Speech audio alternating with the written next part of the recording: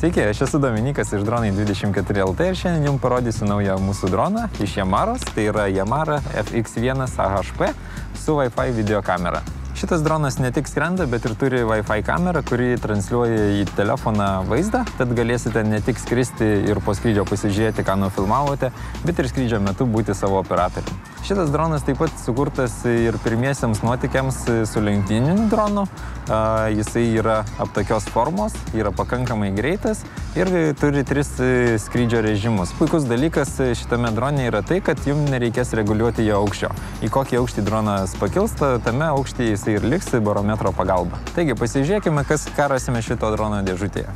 Šitoje dėžutėje yra laikiklis jūsų telefonui, toliau valdymo pultas, baterija su pakrovėju, pats dronas, jeigu esate nepatyręs pilotas, drono propelerių apsaugos ir atsarginis propelerių komplektas.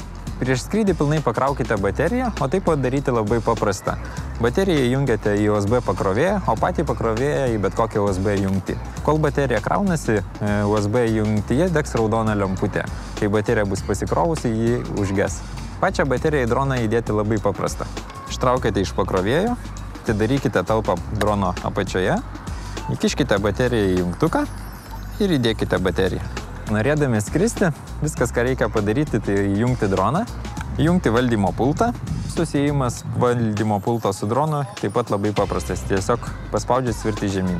Norėdami matyti, ką rodo drono vaizdo kamera, visų pirma turite prisijungti prie drono Wi-Fi tinklo. Aš esu prisijungęs prie ZC ir jokio slaptažodžio nereikia. Tada įsijungiate Yamaros programėlę, F1X Yamara ir spaudžiate play. Vaizdas rodomas.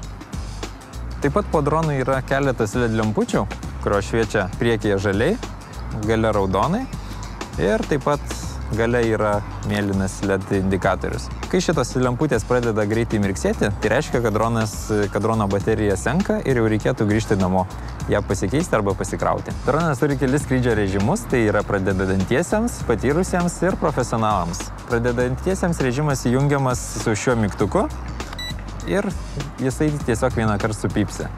Norėdami perjungti į greitesnį režimą, dar kartą paspauskite ir išgirsite 2 kartus supypsėjimą. Tai reiškia, kad dronas skris greičiau.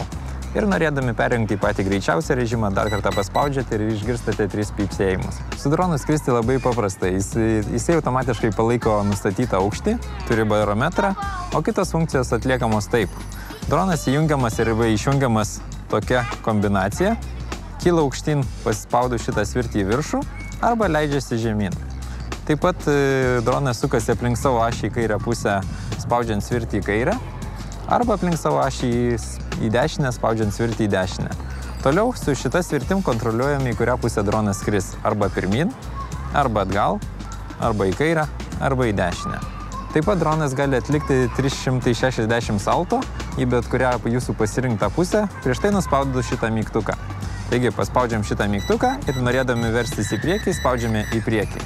Dronas taip pat turi galimybę tiesiai grįžti pas jūs, jeigu nebesusigaudote, į kurią pusę dronas skrenda ir norite parskristi namo. Viskas, ką jums reikia padaryti, tai šitą svirtį paspausti į kairę pusę ir šitą svirtį paspausti žemyn. Tuomet dronas tiesiai skris tiesiai pas jūs. Norėdami šią funkciją išjungti, dar kartą paspaudžiate šitą mygtuką. Šitas dronas yra puikus pasirinkimas pradedantiems pilotams, kurie nori ne tik paskraidyti, bet ir šitą nufilmuoti skrydžio metu. Šitame drone yra įmontuota HD vaizdo kamera, bet tai nereiškia, kad vaizdo kokybė bus stulbinančiai gera.